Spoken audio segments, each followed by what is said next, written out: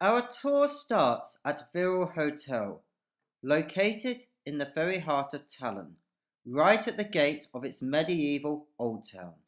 This hotel, which has one of the longest traditions among hotels in Estonia, has a colourful history dating back to the year 1972. It was the first skyscraper in Estonia and has become one of the city's symbols. If you ever get lost in the old town, look for this hotel. I'm entering the old town through Wirral gates. These two picturesque towers are all that remains of what was once a much larger 14th century gate system. The main tower of the gates was originally built in the mid 14th century. Now we come to one of the main shopping and dining streets of the old town. This is a good place to come to eat and drink. I'm now going to walk up this street and towards one of the main attractions, Town Hall Square.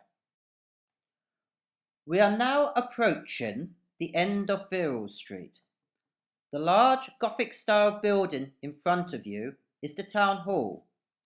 It is the only Gothic-style town hall in Northern Europe and got its present look at the turn of the 15th century.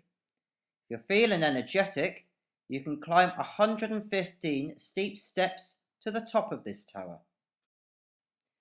This square in front of the town hall functioned as a marketplace for centuries.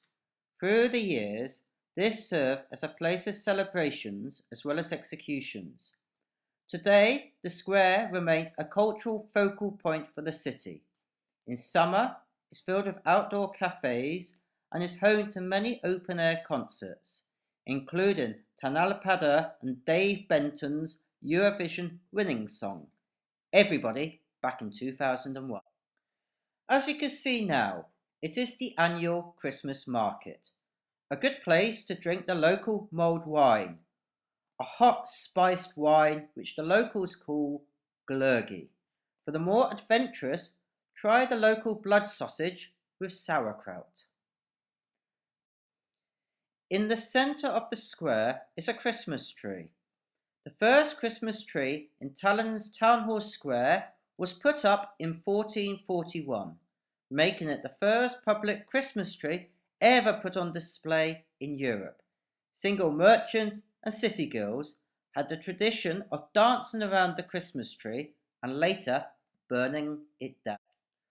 On the other side of the square is Town Hall Chemist. This is one of the oldest chemists still functioning in its original spot in all of Europe. It was first mentioned in historical documents in 1422, but by some accounts it may be older. Unfortunately, it no longer sells medieval medicinal ingredients like bat powder and snake skin. We are now leaving the Town Hall Square and walking up Long Street, or locally Pig Street, towards a very famous church called St. Olaf, named after the Norwegian king Olaf II Haraldsson, or others say it was named after St. Olaf, the protector of seafarers. As the photo clearly shows, this church's steeple, that's the big thing you see in the distance, can be seen from kilometres around. Its present height is just under 124 metres, but around 1500 it was 159 metres tall. This made it the world's tallest building of the time. The idea was to make the trading city of Tallinn visible far out at sea. You can also climb to the top of this church if you are feeling up to it. There was also a risk, however. The steeple has been hit by lightning at least 8 times, and the whole church has burned down 3 times. The fire could be seen from Finland, 80 kilometres away. Incidentally, in the mid-16th century, a group of acrobats visited Tallinn and tied a rope from the top of St. Olaf's steeple to the city wall. They performed tightrope tricks to the delight and dismay of the city folk. Now, walking down Lye Street, I come to a famous school called Gustav Adolf. I will hand you over to a student of this school to introduce this photograph. Hi, my name is Lillian. This is Gustav Adolf School. It's the oldest school in Estonia. It's about 340 years old. It's founded by King Gustav Adolf of Sweden II. There's about 1,010 students in this school. It's a very nice school. This spectacular onion dome structure is Estonia's main and grandest Russian Orthodox cathedral. It was built in 1900 when Estonia was part of the Tsarist Russian Empire. The cathedral was originally intended as a symbol of the empire's dominance over this increasingly unruly Baltic territory. The church's towers hold Tallinn's most powerful church bell ensemble, consisting of 11 bells, including the largest in Tallinn, weighing 15 tons. Toompea Castle has always been the seat of power in Estonia, since the German Knights of the Sword first built a stone fortress here at the turn of the 13th century.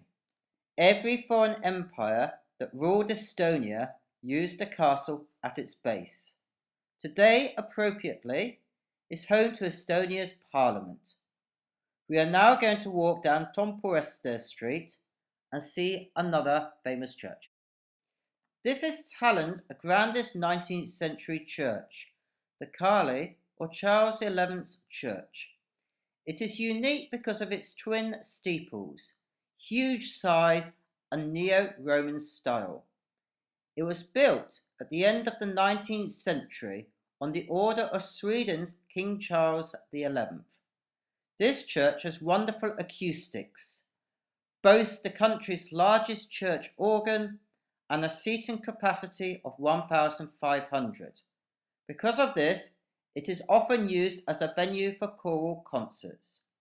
I am now walking down Kalev to Freedom Square. Until summer 2009, this square was used as a large car park. Luckily now, it is a sophisticated place to relax, with benches, cafes, and faced by two art galleries. The large pillar with the cross on the west side of the square is very new.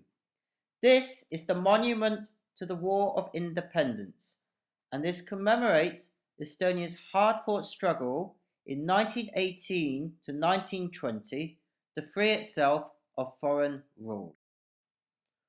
On the other side of the square is a bright yellow neo-Gothic church.